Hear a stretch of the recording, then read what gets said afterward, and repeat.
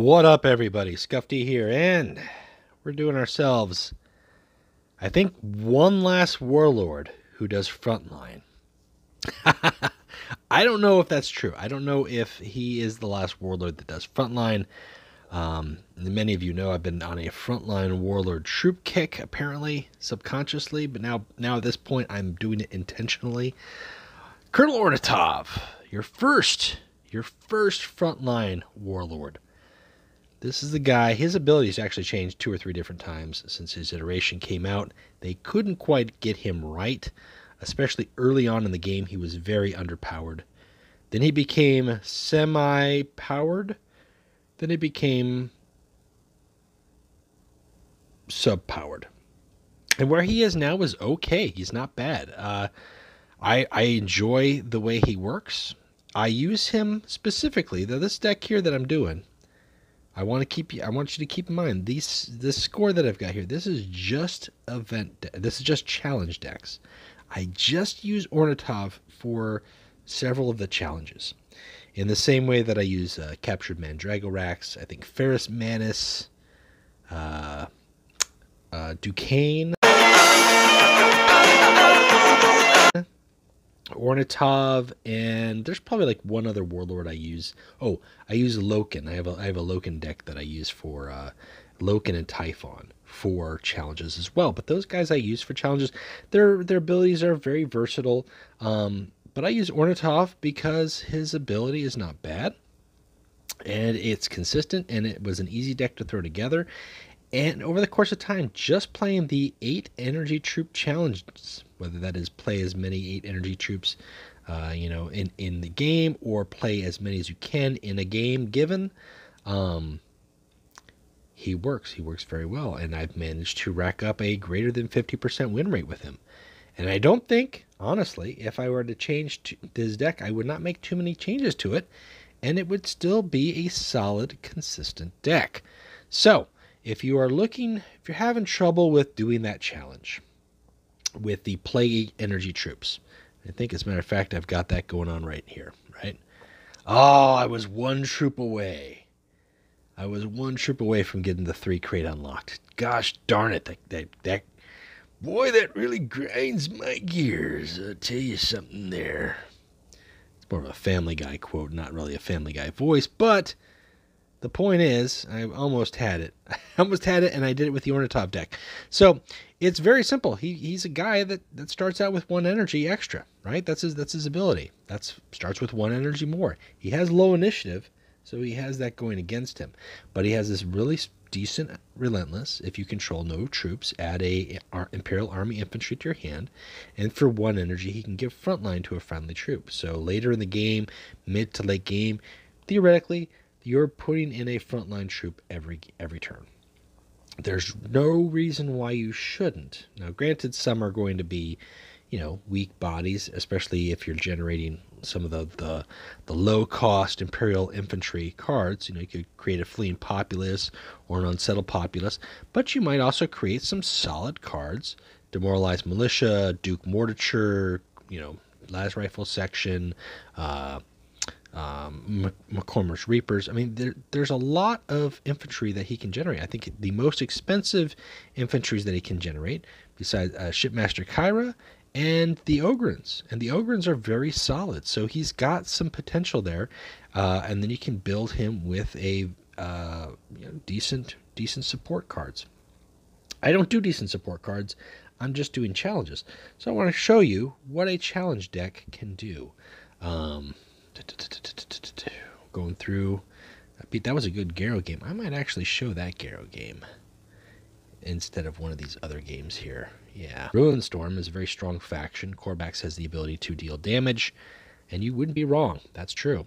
Now, Asteroid's Belt is a key card. When we take a look at the deck list after this game here, I'm going to show you exactly why it's a key card. I don't think I actually have to show you why it's a key card. I think playing Asteroid's Belt on turn 1 should be enough to answer that. And against another low initiative warlord, if I get to go first, which I did here, turn 2 I've got 5 energy. and I've got 5 energy before he has any energy. That's just a huge advantage. But specifically for my challenge deck, because I'm doing a deck where I want to play as many 8-drop troops as possible, I want to get to 8 energy as quickly as I possibly can, right? So having 2 asteroid belts, getting those out turn 1 or turn 2, if I'm lucky to get them in my starting hand or my opening draws, that lets me get to the point I want to be at to play the troops. And once I'm playing 8 energy troops, I can give them frontline, I can protect my warlord, I can survive longer. That lets me play more troops.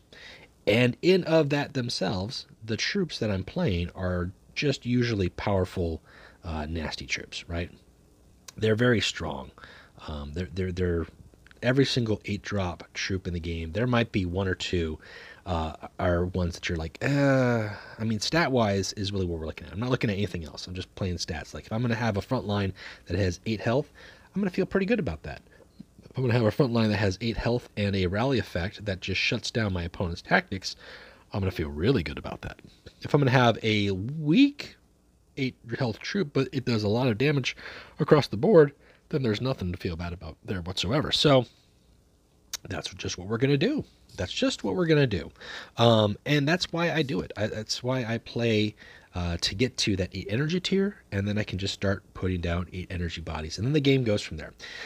Sometimes, through the course of playing a challenge, you come across an opponent who is playing a challenge as well. Whether they use the 3 greeting response, where they use the same emote 3 times to signal that they're doing a challenge, and you guys decide to work together, or you don't. You've got some who don't want to play along, and that's fine. These aren't play along games. When I'm playing the 8 energy troop challenge, and for most of my challenges, I really don't do the signal anymore. It's at this point in time, I'm going to play the game anyways. I'm going to be playing cards. I'm going to be playing 3 or 4 games for Ornatov. And if it's a challenge where it's just put in 8 energy troops and there's no cap within the same game, then over the course of 4 or 5 games, I can get in a lot of 8 energy troops. So it doesn't matter who wins or loses at that point. It's really more just a matter of, okay, well then let's just put our bodies down and play the cards and see what happens. And every time I get a win with Ornatov just by playing 8 energy troops, it is a fun feeling. It makes me feel good. You see something like that, the guy's playing Rot Swarm, he's playing Korvax, he's playing Ruinstorm, he's playing Toads. You know what? When you beat a deck with that, then you feel really good about it. When you beat a deck with that, with a deck that looks like, and get ready for this shouldn't surprise you, but it may.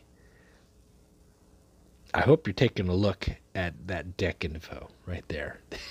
This is the deck. This deck has not changed since I put it together once the challenges became a thing. I think I might have put in the Desperate Defense just to see if it helped for the challenge. Though unfortunately cards put into play with with Desperate Defense don't count as playing troops, so that doesn't really work. But I kept it in there just because at this point in time, when I come across an opponent who is also playing Desperate Defense, and I'm not just playing Desperate Defense, I'm playing like everything defense, then it's just a nice little like, okay, sure, we can both do this, but little do you know that 23 of my 30 cards are cards that you don't want to see, versus like your typical Desperate Defense builds, which might have, maybe 15, maybe 10 to 15 cards. No, I'm gonna go all the way. If I'm gonna frontline, if I'm gonna Ornatov, if I'm gonna drop tanks on you, I'm gonna drop so many tanks on you, it's going to be tremendous. Tremendous.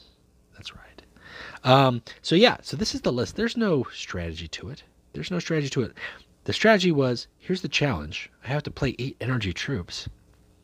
I better put a whole bunch of 8 energy cards in my deck. And then I need Asteroid Belt to get me that boost, right? That's a key card. That is a key card, no doubt about it. I want Abandoned Supplies, because if I can play Abandoned Supplies on turn 2 after I played Asteroid Belt and play another Asteroids Belt, then I've got theoretically, one of those 25 cards or one of those 23 cards at 6 energy, so I can play that sooner. So that's a good way to go about it. You could very well put in supply lines for Abandoned Supplies, but because supply lines cost a little bit more, and quite frankly, if you load your deck with enough 8 energies, you're not going to miss out on what you're drawing. And then I threw the Goldstone Hunters in here because just to for those games where I'm trying to do the challenge, where I want to get them all in a single match, Goldstone Hunters comes in handy.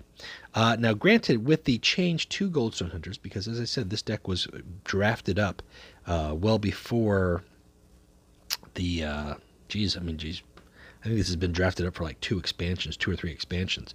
So Goldstone Hunters has had a change since then. I could put in Vorax, but I leave them in there. They're not hurting me any. If I had to change it at all and put a different card in, maybe I would put in either a Seek and Destroy or a Vorax just for the flanking, just to help out. But that's the only purpose that they serve. They're not aimed to win the game. I don't need them to win the game if I'm playing 4 or 5, troops on the board that have got 7, 8, 9 attack. That's going to win the game for me by itself. That's just all there is to it. So that was a versus a Corvax, right? Let's take a look at. I think this game here went pretty quick. No, you know what? I don't think it did. I thought it was going to go quick, and it actually ended up being a good game. But anytime the trick with the game is that is a good starting hand. It's high risk, high reward. So always keep Asteroids Belts. Get rid of everything else that costs 8 energy in your hand, and hope to get an Abandoned Supplies or an Asteroids Belt. That's really the key. Having the counterattack with Ornatov is nice, though.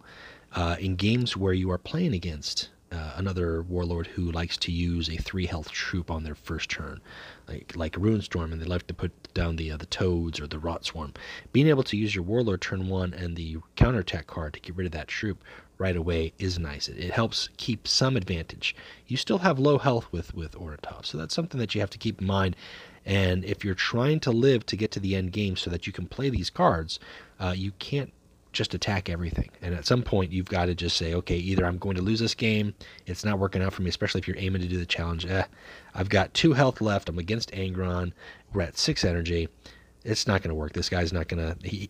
First off, as Angron, he can't let you win. He can't not attack. He has no choice, right? That's what he's going to do. He's going to attack. So we're just going to play cards and just hope for the best. I was surprised that he went that way with that. I guess he was figuring I'll just take out that threat. But the reason I kept that body on there instead of attacking is just to throw off his ability. Targetize ability, deal into a random enemy. Might save me some time, and I don't want to be taking 1 to 3 damage on my warlord every turn. So I do want to put down some strong troops down there early on. I got that with the Abandoned Supplies. It's going to draw some heat. It's going to make him burn some cards just to bounce it up there. Now he's probably thinking, this guy's doing a Desperate Defense deck. And yes, there is 1 copy of Desperate Defense in this deck. But that's not what this deck is for. This deck is for dropping fat bodies on the board, baby. That's all it's for. The reason I didn't play the 2 Jukebox at this point in time, especially with this game as I was doing challenges, if I put Jukebox down and they're creating cards, then my hand's going to get full of cards, and then I'm not going to be drawing my troops that I want to draw. So Jukebox not going to do anything for me for this game, but sometimes I put him out there to bait my opponent, get my opponent to do other things, and draw the fire away from my warlord, or just to make the game interesting. So I'm playing challenges, I'm usually just playing fun and casual. So that's really what he is. There's always nothing wrong with that. I didn't play the Asteroids Belt this late in the game because at this point we are in the turn where I don't need to. We hit 8 energy. So all I'm doing at this point going forward is playing as many 8 energy troops as I can play. With this deck, that's every turn. There's no reason why I can't play down an 8 energy troop or 9 energy troop and then give it the front line and so on and so forth and just go from there. And he's got a lot of tactics. It looks like he's running a fairly mono tactic build. So, maybe he's going for either a Targetized Sacrifice or a couple of the flanking troops. But I think the obvious how things are going for him is coming up here. I'm just going to keep putting down cards. Keep putting them down. Give frontline to a big nasty troop. Doesn't do anything for me. It's just a 7/12. Just playing troops. That's all we're doing. And he could wipe the board with the Targetized Sacrifice at this point.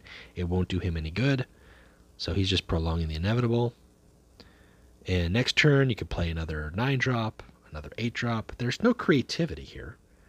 I think probably the biggest thing that's creativity when it comes to this deck is what 8 energy tanks to put in there and when to play them. There's some thought. There absolutely is some thought, and I'll show you a game where there is some thought as far as when I play them. I think I'm going to show that Garrow game. Because there is some thought as far as when I play certain cards. Actually, that Centaur game was good too. Let's do the Centaur. The Centaur was a good game. That was a good game. Again, you get rid of all the non-2 energy cost cards. You get some 2 energy cost cards. Goldstone Hunters is nice to have. Centaur is one of those guys who can deal damage to the warlord. Because I'm expecting it to be kind of a grindy game with him putting up, a servo harness and healing a lot, winnow of the week. Just put bodies on the board. Make him dedicate resources. By the game out, by the time out. Oh no, this game doesn't go that long. That's right. I get Sistar. I forgot. We'll go ahead and pass on this. This game will wrap up pretty quickly. I think I just pinned this one because it was a fun game. Fun for me because I don't get to do these little things too often, where I'm stealing really fun cards that actually live long. But I'm making him waste resources on Sistar, which is his own card. It's not even my card. And then I'm just putting down bodies because that's what we do, baby. That's all we're doing with Ornatov, putting down bodies and make him a wall and make him throw cards at them, throw tactics at them. I have no problem taking out your Jubok, but that's what the Goldstone Hunters is for. I like to think when I'm playing an opponent and they throw down a Jubok and they copy cards from this deck that they just get a bunch of 8 energy cards and like, what? Why does he have Auxiliary Lehman Russ in his deck? Or they see this card, they're like, oh, okay, it's one of those, Oh, okay. I expect that's probably what's going through their head when they're looking at those cards, but there's no way to be sure. And then we just go from there. Then we throw down a nice 7 energy. Now, here's an important note to note with the cost reduction. If you play a card that costs 8 energy, it still counts for the challenge. So if you're doing that 8 energy troop challenge, that card still counts. So that's why Abandoned Supplies or Supply Lines is still a very good card for that in the deck. It lets you put those cards out earlier, but when you're going for the challenge, it still counts. So nothing wrong there. And because he used his second win of the week, and that's definitely something that you'd want to use it on. That's a viable threat. Now it's time to just start dropping the big threats. Start dropping the consistent threats, the non-cost reduced threats, as it were. And that one is going to hurt more because it's going to up the cost of his tactics. But I'm going to continue the pressure with that on my turn, and we'll just play. We'll just play the game. We'll play cards like there's no tomorrow. Without a win of the week, this is going to tick the score of the game down pretty quick. Now, important thing to note with both Doombringer and Zerial Storm, if you're going for the challenge where you have to play 8 energy troops in a single match, you want to hold off playing those guys if you can. Only for the simple fact that they are going to make the game end much faster, right? Now, when I see this card here generated for me, it makes me think that he's doing an Iron Hands Desperate Defense build, which actually ends up being the case. That is exactly what he's doing. So I have no problem keeping up the bodies on my end. I'm just playing cards, like I said, just to play 8 energy troops, so I don't have a problem with that. But I've got better troops than he does, especially ones that are dealing damage every single turn. And I think we got that last one in there for the challenge. Just play that last troop. It wasn't really a flex. It was more like just one more body to play. But that's why I hold off on playing Zerial Storm until the very end. Usually, if I have to get like 10, 8 cost troops in a single match, if you play Zerial Storm up front first, you're going to either cause your opponent to resign or you're going to overkill your opponent before you're ever able to get any more of those in there. So hold those off at least until the end. That's it. That's the design here. Now, if you're like, how do I make this deck, or how do I make Ornatov work for me for challenges? There's no strategy to it. You go to Ornatov, And then you go to these cards here, and you just start picking cards that cost 8+ that are troops. Which ones do you like? Theoretically, you want to take ones that don't have an energy cost associated with them so that you can have enough energy to play other things. Although I do have Karya in my deck because his can be handy to return a troop that's causing a problem or delaying the game or a win con. Karya is still a good card to be able to put in there. I avoid demons for the same reason because they have maintenance and that can reduce my ability to play 8 energy troop cards. So ignore those guys, and then just go all ham in. Pick ones that you like. If you don't have the Karaknos tank, which is great at dealing with board threats that are going to be problematic and cause the game to end sooner than you are able to get your challenge completed, then play something like Neurothecanter, which deals damage, or Lambda Zeta, which has a solid cleave 5. That's just a great choice to have. You could play a Shurex. I would hold off on it because that 8 energy cost is a troop that you could play for your challenge. Again, all I'm doing is just making recommendations for the challenge build. That's all that you want to do. If you want to play Ornatov for himself, for his purpose, for what he does, you don't have to deviate much from this deck. You could probably take out about... I would recommend, if you're going to do a serious Ornatov build, putting in 2 extra supply lines, taking out maybe 4 or 5 of these 8-drop cost cards and putting in like a las rifle section, maybe a sabotage, maybe an Ornatov's barge, just some extra protection for your warlord, and then really just go to town. Because whether you're doing a challenge or not, if you begin to play turn after turn 8 energy, 9 energy troops, and you're giving them frontline, the attrition value that those troops can do against 99% of the factions, I think the only faction really that you're just going to have a hard time against is the world leaders, because they can hit hard, they can hit fast, they can do a Conqueror board clear or a Sedition's Gate board clear. Your warlord's health is not going to live long. And given thematically that that's exactly what Angron did to Colonel Ornatov, then I don't think that's too terrible to take into consideration. So let's keep that in mind. They have their place. But if you want to have fun, Ornatov is definitely a good warlord to do. Again, I'm just showing you the challenge build, but I have enjoyed him, whether I'm playing him challenges or I'm just playing him for fun and throwing down a bunch of energy cards. I've had a lot of fun and success with him. And again, I think if you were to tool the deck a little bit more, if I were to put in supply lines, if I were to put in a couple more frontline cards, maybe a defensive satellites or 2, or a Duke Mortimer, because Duke Mortimer at turn 2 with a first turn asteroids belt is killer. Your opponent may concede if that happens, depending on who their warlord is. Your opponent may concede. If you start out asteroids belt, second turn Duke Mortimer, that's a solid lock. So have fun. Guys, we're almost at 100 warlords. In 2 weeks' time, we're going to have over 100 warlords in the game, and that is a phenomenal number. And there are a lot of options. Ornatov is one of the day 1, set 1 neutral warlords out there. He's been around for a long time. But if you haven't really tapped into him, or you've been on the fence, you're kind of like, there's not much to him. He's got low initiative. He has a lot to offer. Non-stop, high energy frontline. The sooner you get to 8, again, asteroids belts, cannot say enough. Good stuff. So that's it for me. Hope this helped you. Hope this kind of gave you a little break from monotony. I hope it kind of inspired you to see what else there is.